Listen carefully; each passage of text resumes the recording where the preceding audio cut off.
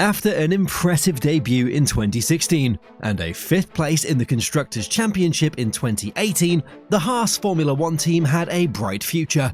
But that didn't happen. They spiraled downwards and became the worst team on the grid. Financial problems, controversial sponsorships, and crash-prone drivers almost bankrupted them. Until 2024.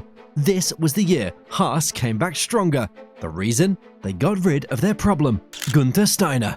To understand everything that has happened to the Haas Formula One team, we have to go back to 2014. Gene Haas' NASCAR team was doing decently, but we all know that's more of an American sport. He saw Formula One as an opportunity to further promote his Haas automation brand on a global stage. What a lot of F1 fans don't know is that Haas isn't just a racing team, it's a machine manufacturer, and currently the largest one in the United States. Gene Haas announced in April 2014 that he wanted to become the first US-based constructor in 30 years. At the end of 2014, the Marussia F1 team went into administration. The assets were auctioned, and Gene Haas was one of the bidders. He bought Marussia's Banbury base as their European base, while most of their operations would be in North Carolina, in the United States. This was a major move for the European part of the F1 calendar. Besides Marussia's headquarters, he also bought data and designs to kickstart his Formula One program. But he couldn't do it alone. He knew he needed a strong partner to attract global sponsors, drivers, and investors. Therefore, he recruited the former managing director of Jaguar and technical operations director of Red Bull Racing, Guenther Steiner. He was the one who guided Jaguar during financially hard times, reorganized the team, and reduced a lot of costs between 2001 and 2003, all while establishing a technical department. Jaguar was sold to Red Bull Racing in 2004, and Steiner, he led the team together with Christian Horner. He was moved over to NASCAR, where he stayed until 2008. After that period, the US F1 team was in development. Guenther Steiner wasn't finished with Formula One and wanted to get involved. At that time, he met Gene Haas for the first time. He didn't invest in the US F1 team, but it was Steiner who convinced him to collaborate and set up a team themselves. Gene Haas was interested in F1, but only if it was in a cost-efficient way. He met the perfect partner in Steiner, someone with experience in the sport who knew how to do it as efficiently as possible. He proposed entering Formula One by ordering a customer car from one of the teams. All of this never happened due to delays in FIA approval. This led to a decision. They needed to enter as a privateer team, build their own car, and start an F1 team from the ground up. Haas F1 team was born, and that's when Gene Haas bought the assets from Marussia F1. The build-up began, and Steiner was appointed as team principal. The Italian had connections in Formula One, and he started his job off strong. He recruited the core staff, interviewed every team member himself, but his real game changer? His partnership with Dallara and Ferrari. As said before, Gene Haas wanted to join F1, but mainly to promote his core business. The partnerships with Dallara and Ferrari, they did exactly this. With Dallara, they had a partner with many years of experience in motorsports. They made all the chassis, and they contributed to aerodynamic development. Ferrari was their main supplier. Not only engines, but also Ferrari's suspension and gearboxes were part of a Haas car. This was very controversial, but it worked. They didn't need in-house development, and it massively reduced costs. It's fair to say that without Steiner's efforts, Haas wouldn't exist. But before we start explaining why Guenther Steiner was the problem, we need to first look a little bit deeper into Haas's F1 story. In 2016, it was time for the first American constructor in 30 years to join Formula One, a move that was interesting, not only because of the partnership they established, but also because many teams had failed before them. Haas signed Romain Grosjean, a driver who used to be a big talent, scored multiple podiums, but he also crashed a lot. He was also looking for a fresh start, and Haas was looking for a driver with experience who could help them develop. They also signed Esteban Gutierrez, a younger driver with 2 years of experience, but also a Ferrari reserve driver. Due to the Ferrari partnership, it was an easy choice. Bringing in a driver who was familiar with Ferrari engines, it made life easier. The season started in Australia. It was a fantastic start for the American team. Grosjean finished 6th, scoring 8 points, making Haas the first American constructor to score points in their first race. In Bahrain, a 5th place finish for Grosjean continued their dream, but the team lost pace during the season. They had several problems and achieved a top 10 finish only 3 more times. With a total of 29 points, the team finished 8th in their first Formula 1 season, and Gutierrez, well, he was mostly known for this moment. Haas F1's first driver change was in 2017. With Esteban Gutierrez leaving the team, Kevin Magnussen joined, a driver who was also very talented but had been in the wrong place at the beginning of his career. With the new driver pairing, Haas performed better. The VF17 car was also a step forward. It was still inconsistent, but with 13-point finishes, their first double points in Monaco, and both drivers performing well, they finished 8th again, with 47 points in total. The 2018 season was the highlight of Haas in Formula 1. The competition wanted an investigation because the car looked very similar to Ferrari's 2017 car. The season started with a 5th and 6th place in qualifying, but that race ended in heartbreak. Haas didn't have the right pit stop equipment, and both cars failed to finish while running 4th and 5th. For the fans, it was a gift because those legendary words from Guenther Steiner were the result of it. We are a fucking bunch of wankers. Yeah, bunch of fucking clowns here.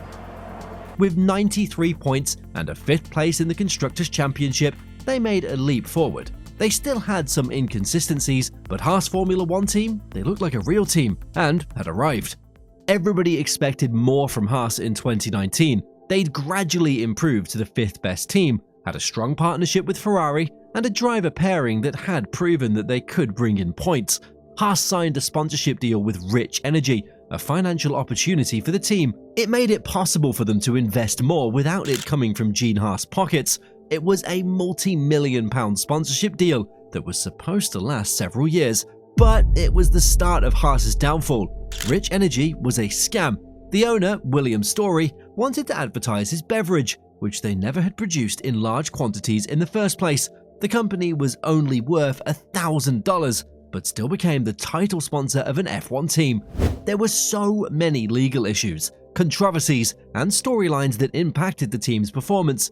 In 2019, Haas not only had a financial setback because of the sponsorship deal being terminated mid-season, but their on-track performance declined massively too. With only 28 points, they finished 9th in the Constructors' Championship. Tyre management issues, weak race performance, car development problems, and the controversies were the cause of this. 2020, well, that was even worse. The team only scored 3 points. They still had the same issues and decided to start developing the 2022 car already. This didn't help their performances, and the season, it was one to forget. They finished 9th again. There is only one thing to remember from that season: the crash of Romain Grosjean, which he survived, a moment that still gives me shivers. 2020 also marked the end of an era. Romain Grosjean and Kevin Magnussen were dropped. Haas decided to go for a new strategy, fueled by cost-saving measures because of the pandemic: sign young drivers, talents who could bring something new, and hopefully also bring in cash. That's exactly what happened. With Mick Schumacher, they had an F2 champion backed by Ferrari, and Nikita Mazepin, a bad driver with Russian millions. So many that they appeared on the car with a new sponsor deal: Uralkali, the company of his father. While Haas focused on the new regulations for 2022, the 2021 season was marked by crashes, spins, and 0 points. They finished in dead last in the championship. In 2022, a new controversy was born. Due to Russia's invasion of Ukraine, Mazepin and Uralkali were dropped. They lost a lot of money again. They brought back Kevin Magnussen, and the season started off well. A 5th place in Bahrain marked the new beginning of Haas. They even achieved a maiden pole position with Magnussen. They finished 8th in the Constructors' Championship, and it looked like they'd found their way back to the midfield. The decision to focus on the 2022 car paid off. But in 2023, Haas was the worst team again. Mick Schumacher was dropped due to his performances, and they went back to an experienced driver, Nico Hülkenberg, hoping for more consistency and points. The VF23, it wasn't a good car. Tyre degradation issues, limited car development, and bad leadership made it another bad year.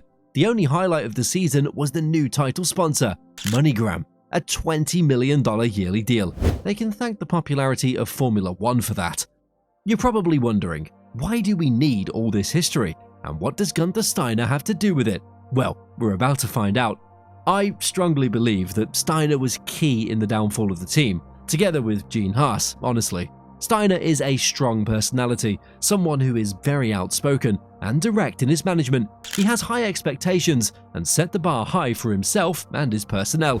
But during his F1 season, we also saw him being not so supportive, especially during the Mick Schumacher and Nikita Mazepin era. He openly criticized both drivers. I'm all in on the Mazepin hate, but it wasn't the right way to handle these situations. It can divide the team too. The garage side of Schumacher did everything to help him perform, but if the team principal is saying things like Steiner did, it most definitely affects their morale. Steiner, he had to work with limited funds too. The way that they set the team up was good in the beginning, but when the budget cap arrived, they went backwards, and fast. It made him less motivated, and a manager that isn't motivated, that affects the team too. But the biggest thing that impacted Haas? Guenther Steiner is great for building up a team, laying down the foundation, and hiring the right technical people, but he isn't a day-to-day manager, if you ask me. Yes, he is one of the most important figures in Haas history, but he couldn't lead them when it really went bad. Gene Haas has a big part in this too. He didn't adapt to the new landscape of Formula 1. Without investments, you are finished in this sport. This didn't help Steiner, and their public jabs at each other suggest that the working environment wasn't great either. His popularity grew due to Drive to Survive. Steiner became a reality star, wrote books, and was the biggest marketing asset the team had. It felt like he was Haas instead of the team. It gave us good television, but not a good Formula 1 team. He's not fucking doing that to me, you know? He does not fuck smash my door, tell him that. All of this ultimately led to his departure. Gene Haas decided not to renew Guenther Steiner's contract. It seemed like it was a last-minute decision, but this might have had something to do with the new sponsor that Steiner only wanted to sign if he got shares in the team. They announced that they decided not to renew his contract because of the performances. That finishing last all those years affected the team morale and grew frustration within the team. Steiner, well, he fired back and said that they had different views on how things should proceed. He wanted to invest in the team, but Gene didn't. It was a difference in vision that affected every part of the business. Steiner focused on getting investments instead of improving what they had, and Gene Haas, well, he didn't invest and grow the company. 2024 marked a new beginning. Ayao Komatsu became the team principal after spending more than 20 years in the engineering side of Formula 1. He began his career back in 2003, worked at Renault with Grosjean, and moved together with him to Haas. At Haas, Komatsu became the trackside engineering director. We always saw him at the pit wall, but we never knew much about him. He's a data guy, someone who dives deep into the data and tries to understand everything that happens. With his technical and engineering-focused approach, he wants to make improvements backed by statistics. This is exactly what Haas was missing. With Steiner's people management style, they focused more on placing individuals in the right positions, making sure that they could excel, feel comfortable, and have an open structure. While this can work, it can also be restrictive. With Komatsu as team principal, they got an engineer leading the team. His management style focused on extracting the maximum out of the current package, developing upgrades that fits his vision backed by statistics, and he manages Haas completely differently. And it worked. In 2024, Haas came back to the midfield. They had low expectations but made good progress. Their race pace issues were mostly solved while maintaining their qualifying speed. With multiple double-point finishes, 58 points in total, and a 7th place in the Constructors' Championship, they showcased that they were still there. With Komatsu being Japanese, they also secured a technical partnership with Toyota, a major move that could benefit them in the future. They might even become a Toyota factory team one day. For the 2025 season, the driver lineup changes yet again. Nico Hülkenberg decided to leave for the Sauber and Audi combination. Magnussen wasn't extended. This year, they'll have an experienced driver in Esteban Ocon and Ferrari-backed rookie with Oliver Behrman. With Komatsu leading the team and showcasing progress in 2024, I think that 2025 can only be better. For the first time in 10 years of Haas in Formula 1, they can reach the budget cap, spend as much as other teams. This could be the year that they become 5th again. It is exciting times as a fan of Haas and as a fan of the sport. I genuinely hope they can compete for podiums this season. because in 2026, everything changes again. If you like this story about Haas and want to know a bit more about them and other teams that are or were the losers of F1, you can watch this video right now.